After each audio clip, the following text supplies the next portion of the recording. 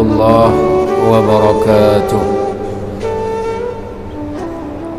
الحمد لله الذي جعل مكارم الأخلاق في أعلى الدرجات وجعلها أفضل شيء يوضع في ميزان المؤمن يوم القيامة. أشهد أن لا إله إلا الله وحده لا شريك له وأشهد أن محمدا عبده ورسوله. اللهم صل وسلم وبارك على خاتم الأنبياء وإمام المرسلين نبينا محمد وعلى آله وأصحابه أجمعين. أما بعد. Hadirin hadirat sidang jamaah salat maghrib yang dimuliakan Allah, para pendengar Radio Baitur Rahman RRI dan juga radio-radio swasta lainnya yang menyiarkan secara langsung halaqah maghrib dari Masjid Raya, rahimani wa rahimakumullahu jami'an. Para jamaah dan para pendengar yang mulia, kembali kita sambung membaca kajian terkait dengan akhlak dan terkait dengan akhlak seorang guru, Adabul Muallim, yang ditulis oleh Al-Imam An-Nawawi rahimahullahu ta'ala di dalam kitab Al-Majmu' Syarhul Muhazzab di jilid yang pertama. Yang lalu kita sudah sampai membahas kepada bahawa seorang guru hendaknya menganggap muridnya sebagai anak kandungnya sendiri, sehingga memberi kecintaan, kasih sayang sebagaimana diberikan kepada anak kandungnya sendiri. Bahkan bersabar, memaafkan bila ada sikap-sikap dari muridnya yang kurang berkenan pada guru tersebut. Al-Imam Ibnu Abbas radhiyallahu anhu mengatakan bahawa akramun nasi alayya jalisi alladhi yatakhattun nasa alladhi yatakhattan nasa hatta yajlisa ilayya law istata'tu alla yaqa'a adh-dhubabu ala wajhihi la fa'altu. Orang yang paling mulia adalah orang yang duduk dalam majlis pengajian saya, sehingga kalau memungkinkan saya agar tidak ada seekor lalat yang hinggap di wajahnya, sungguh itu akan aku lakukan. Dalam riwayat yang lain Ibnu Abbas mengatakan, inna dzubaba yaqa'u alaihi fayu'dhini. Sekiranya seekor lalat hinggap kepada murid tersebut, maka itu sungguh telah menyakitiku. Jamaah rahimakumullah, selanjutnya ditulis oleh Al-Imam An-Nawawi rahimahullahu ta'ala, wa yanbaghi alla yata'azzama 'ala al-muta'allimin bal yalinu lahum wa yatawadha'u. Tidak boleh seorang guru berlaku sombong kepada para muridnya, bahkan harus merendah diri kepada mereka. Faqad umira bitawadhu'i li ahadin nas. Di dalam Islam, merendah diri terhadap semua orang, termasuk orang-orang yang biasa, adalah merupakan sesuatu yang diperintahkan oleh Allah Subhanahu wa taala.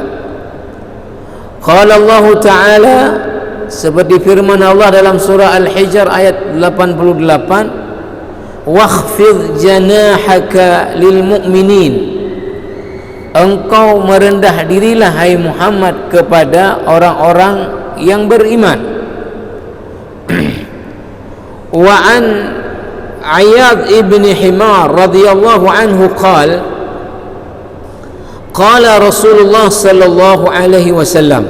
Di dalam hadis berikut ini riwayat Imam Muslim dari Iyad ibn Himar, beliau berkata Rasulullah sallallahu alaihi wasallam bersabda, "Inna Allah auha ilayya an tawadhu."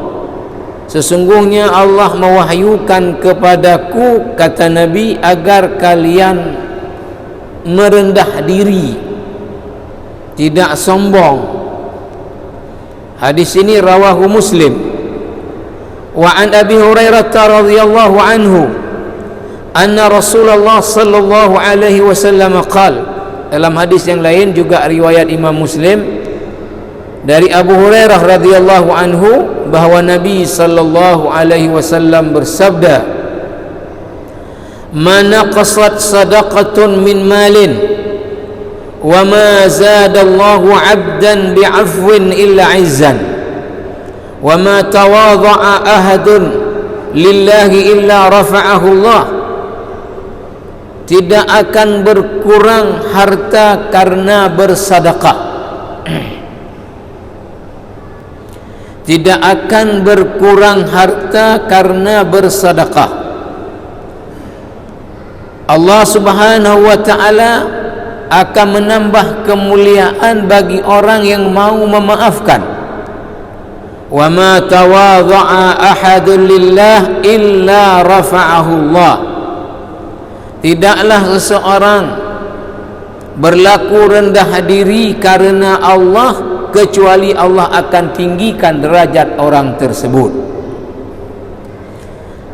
Jamaah rahimakumullah, maka dikomentari dalam kitab ini, fahadha fit tawadhu'i ma'a mutlaqin nas.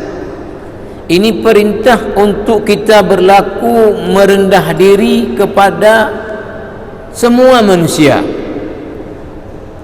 Fakaifa bihaula'i alladhina hum ka'auladih, bagaimana terhadap murid-murid yang mereka ini adalah merupakan seperti anak kandungnya. Dengan semua orang saja Islam menyuruh kita untuk berlaku tawadhu, tidak boleh sombong, tidak boleh angkuh.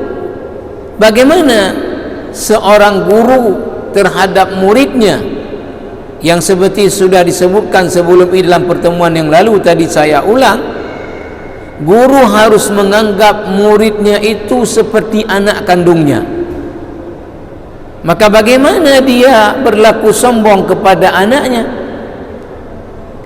Ma'amma hum alaihi minal mulazamati li talabil ilm, di mana seorang murid tadi atau para murid itu selalu bersama guru itu dalam menuntut ilmu. Wa ma'a ma lahum alaihi min haqqis suhbati wa taraddudihim ilaihi wa i'timadihim alaihi.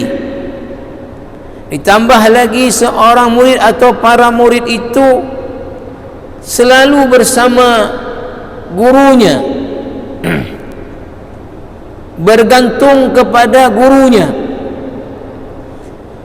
Jadi disebutkan, kalaulah dengan orang biasa kita harus tawadhu, maka dengan murid tentu lebih harus tawadhu lagi guru itu, karena murid itu harus dianggap seperti anak kandungnya. Wa fil hadis anin Nabi sallallahu alaihi wasallam, di dalam hadis dari Nabi sallallahu alaihi wasallam, beliau bersabda, layyinu liman tu'allimuna wa liman tata'allamuna minhu. Berlaku lemah lembutlah kalian kepada mereka yang kalian ajari, dan juga kepada mereka yang kalian belajar ilmu kepadanya. Ini jamaah rahimakumullah. Ada hadis lain wa dzakarahu asy-syekh ma'nahu ma jaa an Abi Hurairah radhiyallahu anhu marfu'an. Ada hadis lain semakna dengan hadis tadi, di bawah hadis di footnote, dari Abu Hurairah. Nabi sallallahu alaihi wasallam bersabda, ta'allamul ilma wa ta'allamu ma'al ilmi as-sakinata wal wiqara. Belajarlah ilmu dan belajarlah bersama ilmu itu as-sakinah wal wiqar, artinya sopan santun. Wa tawadhu liman tu'allimuna minhu, dan merendah dirilah kalian kepada orang-orang yang kalian mengajarkan mereka. Hadis ini diriwayatkan oleh Imam At-Tabrani dalam kitab Al-Awsat. Jamaah rahimakumullah,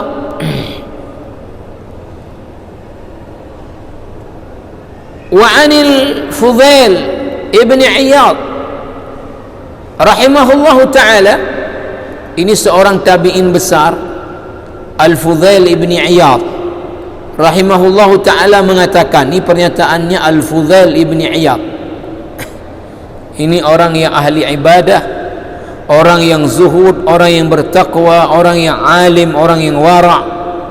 Maka banyak sekali petuah-petuah daripada Al-Fudail ibn Iyad diangkat oleh para ulama. Apa kata Al-Fudail ibn Iyad? Inna Allah azza wa jalla yuhibbul 'alimal mutawadhi'a wa yubghidul 'alimal jabbara. Sesungguhnya Allah mencintai guru yang merendah diri, dan Allah membenci guru yang sombong. Wa man tawadha'a lillahi ta'ala warasahu al-hikmata, barang siapa yang merendah diri semata karena Allah, Allah akan mewariskan kepada orang itu kebijaksanaan, al-hikmah. Yang berikutnya ditulis di dalam kitab ini, wa yanbaghi an yakuna harisan ala ta'limihim muhtamman bihi mu'thiran lahu ala hawaij nafsihi wa masalihihi ma lam takun darurah. Ini luar biasa. Imam An-Nawawi menulis dalam adab seorang guru kepada murid, seorang guru harus punya keinginan dan motivasi yang kuat untuk mengajarkan murid-muridnya,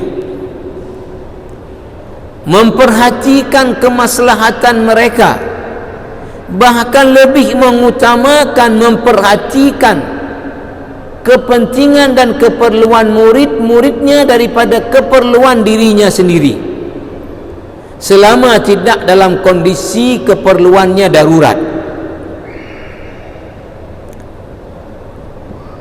Ini luar biasa ya, artinya tingkatan tuntutan akhlak seorang guru kepada murid harus punya motivasi yang kuat dalam mengajarkan murid-muridnya,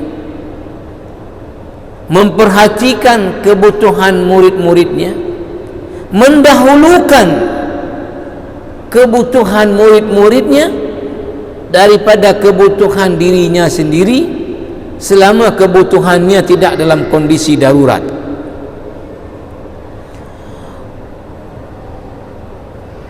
Jamaah rahimakumullah, dilanjutkan kemudian wa yurahhibu bihim 'inda iqbalihim ilaihi, dan hendaknya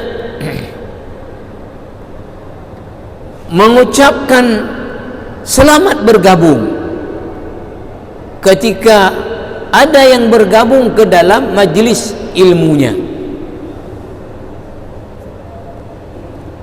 Wa yuzhiru lahumul al-bashra wa talaqatal wajhi, dan hendaknya selalu tersenyum ketika mengajar murid-muridnya dan bertemu dengan murid-muridnya. Wa yuhsinu ilaihim bi'ilmihi wa malihi wa jahihi bihasabi taysir, dan selalu berbuat baik kepada murid-muridnya, ya, baik dengan ilmu yang dia punya atau harta yang dia punya atau kedudukan dan jabatan yang dia punya, tentu sesuai dengan kemudahan yang ada.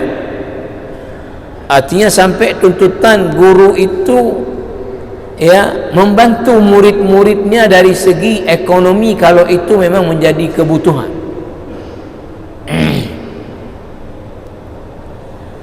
Jamaah rahimakumullah, saya komentari sedikit. Kalau kita baca misalnya di biografi Al-Imam Ahmad bin Hanbal, dalam usaha beliau menuntut ilmu,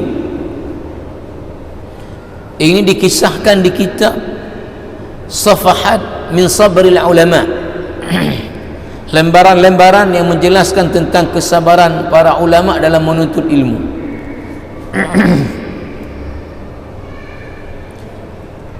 Jamaah rahimakumullah, tulis salah seorang ulama besar Suriah, Abdul Fattah Abu Ghuddah,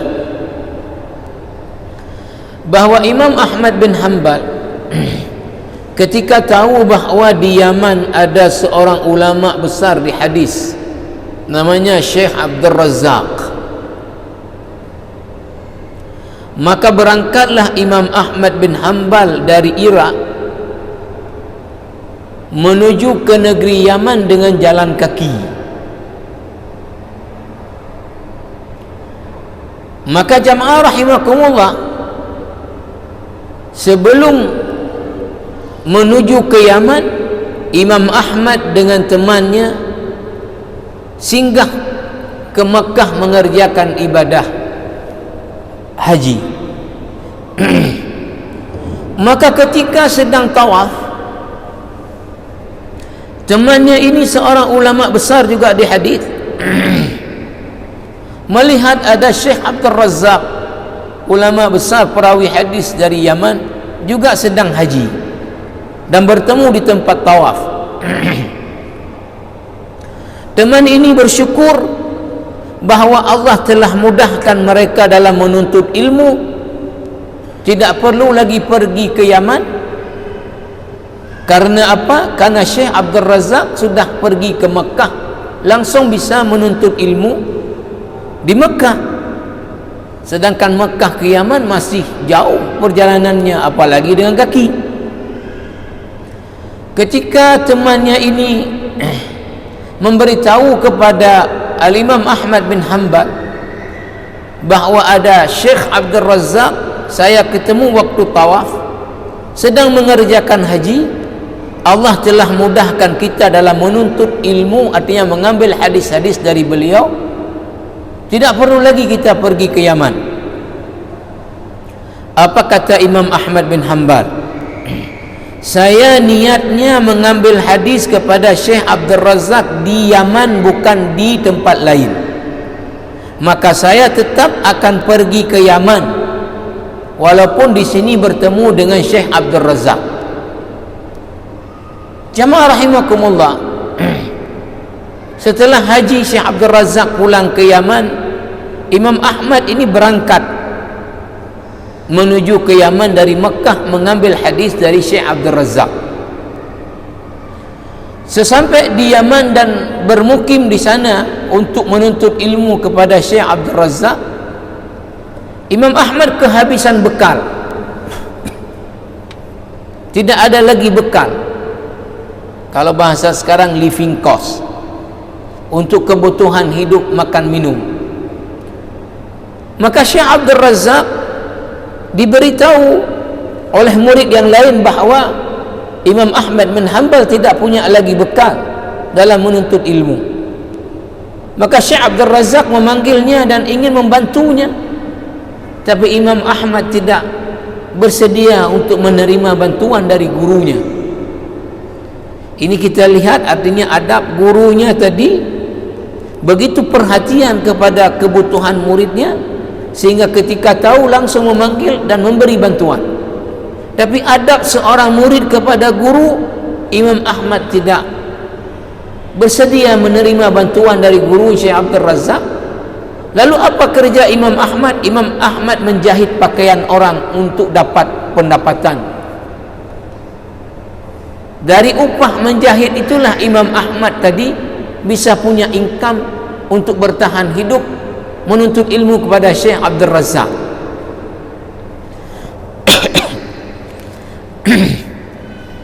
Ini jamaah rahimakumullah.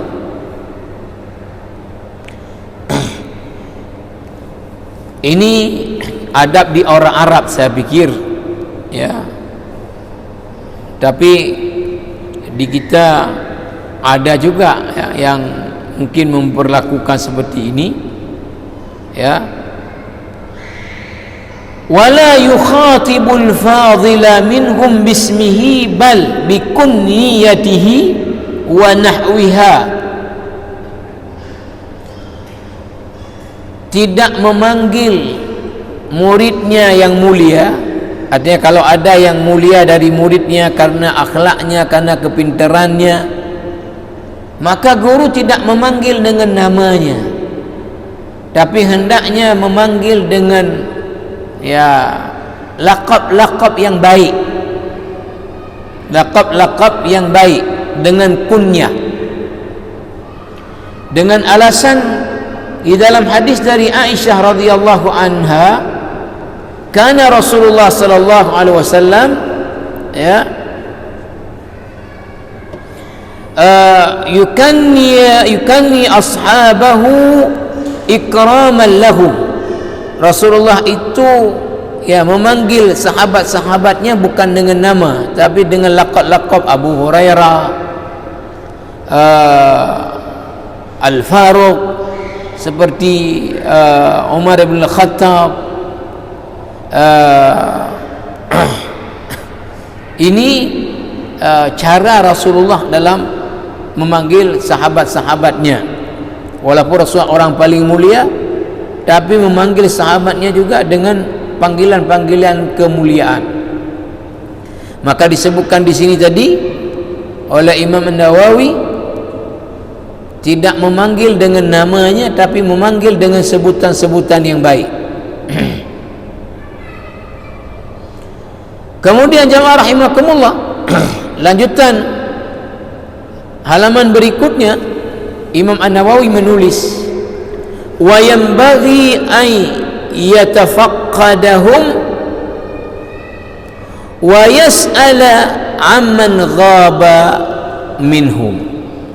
Jadi hendaknya selalu memperhatikan murid-muridnya. Bila ada yang tidak hadir dalam majlisnya, ghaib istilahnya, maka ditanya, kenapa si fulan tidak datang? Kenapa si fulan tidak datang? Juga ada cerita, nah ini cerita panjang dan menakjubkan, tapi saya ambil potongan ujungnya saja. Ada seorang ulama, asli beliau dari Andalusia di Spanyol, namanya Al-Imam Baqi Ibn Al-Makhlad Al-Andalusi. Ini tahun 200-an Hijriah, abad ketiga Hijriyah.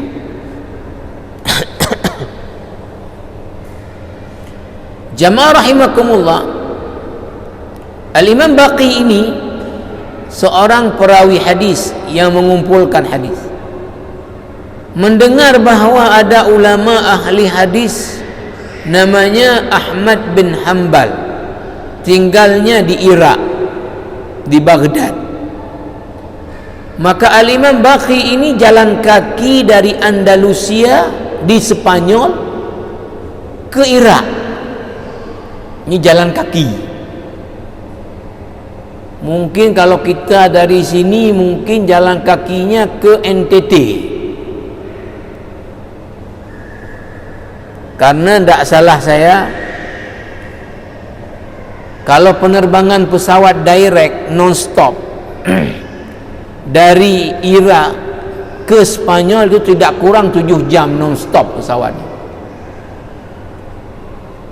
Irak ya bertetangga lah dengan Uni Emirat Arab.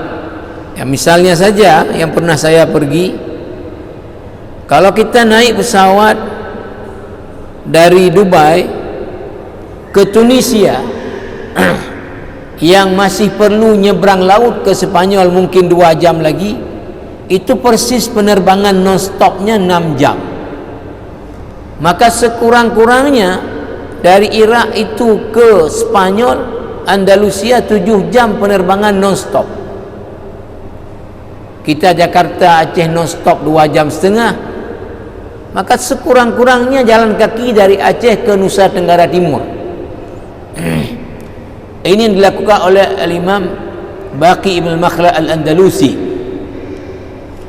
Maka kalau kita lihat kenapa ilmu ulama dulu berkah luar biasa, sampai sekarang kitabnya dibaca oleh para penuntut ilmu, karena memang keikhlasan mereka dalam menuntut ilmu, pengorbanan mereka dalam menuntut ilmu, kesabaran mereka dalam menuntut ilmu yang tidak ada tandingannya. Maka apa yang terjadi, singkat cerita tentang ini, Al-Imam Baqi bin Makhlad Al-Andalusi, sama dalam kitab yang sama saya sebut tadi, Safahat min Sabril Ulama, bahawa suatu hari Imam Ahmad dalam majlis pengajiannya di masjid besar di Baghdad tidak datang Al-Imam Baqi ini. Imam Ahmad langsung tanya, mana Baqi ibn al-Makhlad Al-Andalusi? Sakit wahai Imam Ahmad.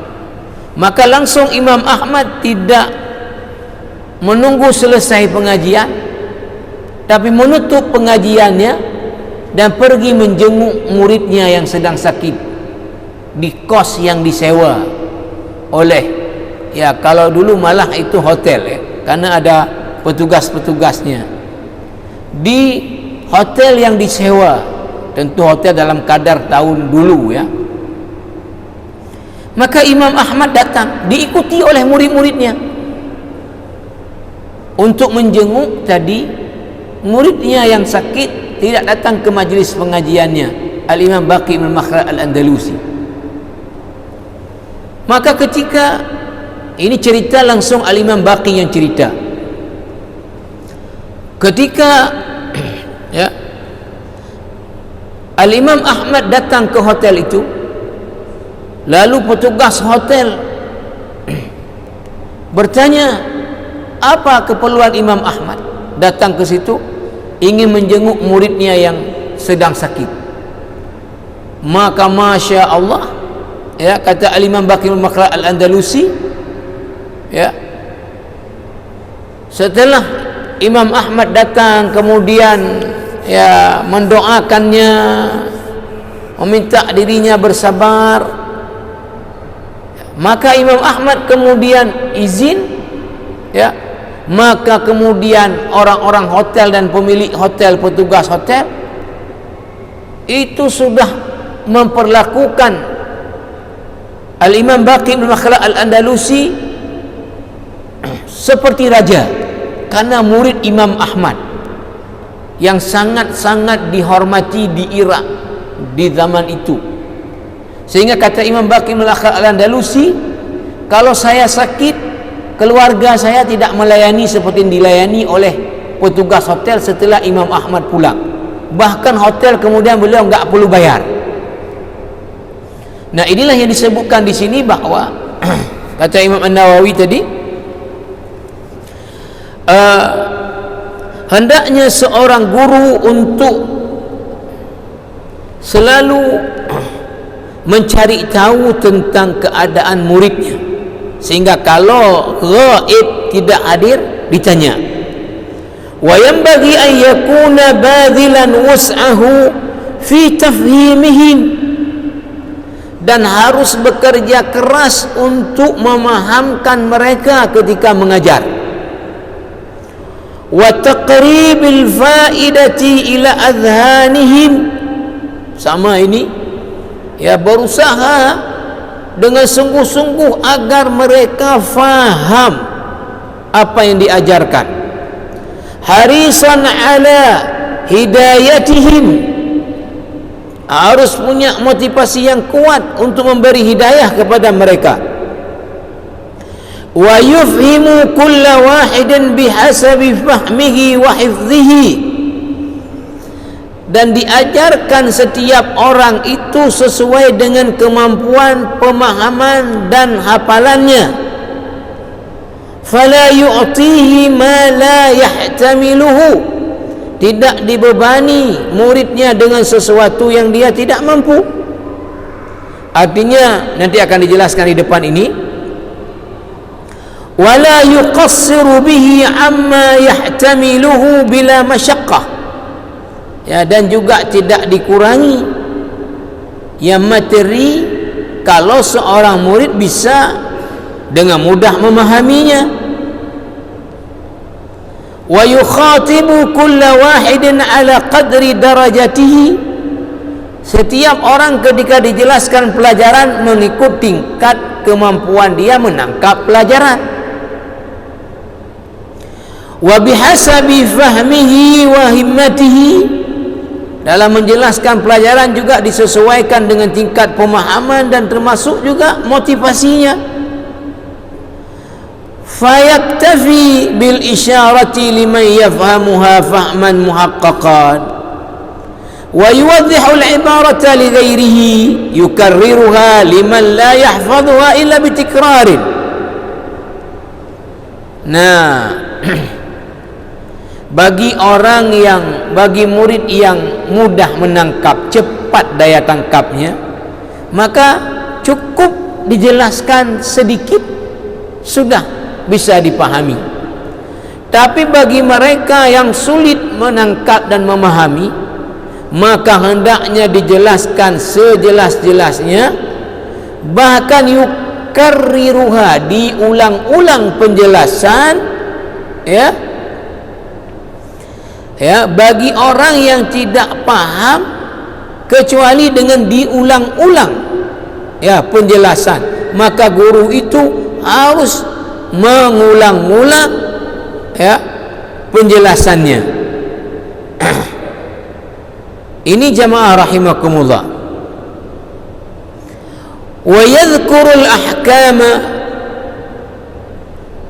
muwaddihatan atau muwaddahatan bil amthilati min ghairi dalil liman la yahfadhu lahu dalil. Fa in jahila dalilu ba'dhiha dzakarahu lahu.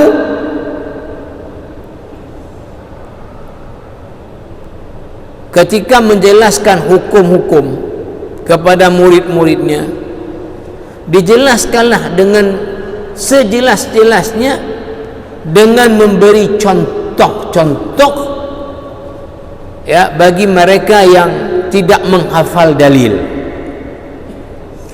Kalau dalil yang dihafal sebahagiannya udah lupa, maka diingatkan lagi dengan dalil-dalil yang sudah lupa. Ini jamaah rahimakumullah.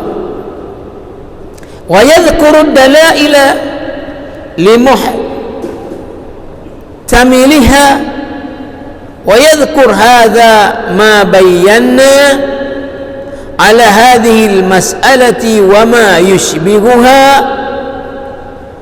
Jadi dijelaskan kepada yang hafal dan tahu dalil, ini dalilnya, ini yang sudah pernah kita jelaskan yang lalu dalam masalah ini atau sejenis dengan ini adalah dalilnya.